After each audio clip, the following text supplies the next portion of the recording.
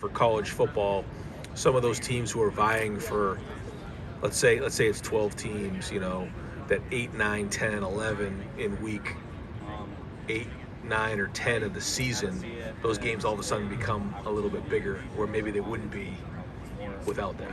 I think that would be one argument to have that 12 team or even 18, playoff. Still Alabama lost to them of things that we have to try and do that they do maybe better than us, or don't you spend any time thinking about it? Oh no, definitely spend a lot of time. Yeah, I mean that's part of the job is benchmarking yourself against other programs. Yeah. And certainly what Coach Saban has done down there is tremendous, and his success and the way they've done things is remarkable. So yeah, definitely look at those things and compare and contrast and try to figure out what that means for Ohio State. Two different schools, two different conferences, two different areas of the country, two different coaching styles. But yeah, you try to figure out how you can adjust to get back there. I think last year again was a little bit of an anomaly just because of everything that went into the season. So I'm trying not to overreact on it, but certainly, I mean they're the team that you want to knock off. Like a dream endorsement back when we were playing days on campus. Dream endorsement for me back then was probably the local sub shop. Something like that. I don't know what else it would be. What was your go-to sub? Chicken parm. Right next door, Dan.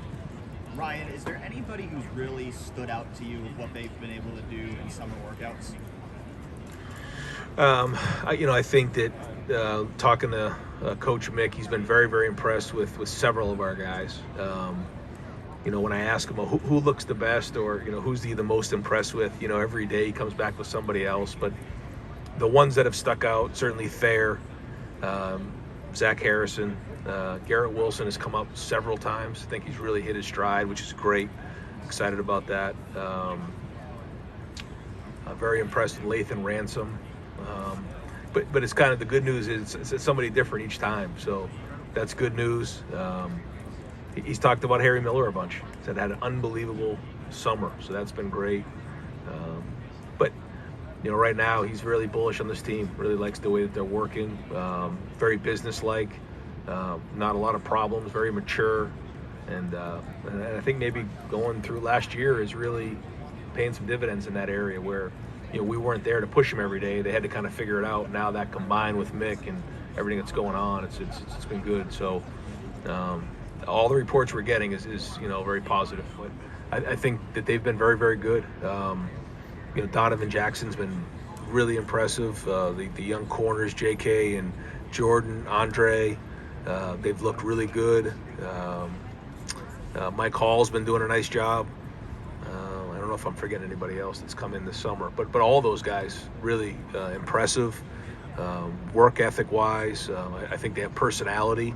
So you can usually tell when you ask Mick, then you go down to the training room, you ask them, then you get academics, you ask them, and by a while you get a pretty good idea of who they are. And if all three people are talking about how they have great personality and they're doing things the right way and they're mature, they take care of their business, they really good time management skills, usually that's a good trend.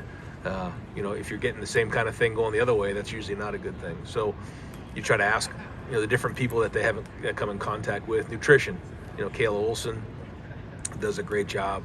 She'll know right away. And all the reports from those guys have been positive. Big deal, right? I mean, big deal. This is an impact situation. As big as it gets, right? The quarterback at Ohio State. That's as big as it gets. And I know they all appreciate that, but I don't know at that age if they quite can appreciate what this really means, especially with the type of team that we have and the surrounding cast around. But the guys who invest the most are going to get the most out of it. So how much does it really matter to you? Like you said, do you really realize what it means? And so if you're going to wake up early in the morning and you're going to go to bed late at night and you're going to work really, really hard to figure this out, and this is your life, then a lot of good things are going to happen.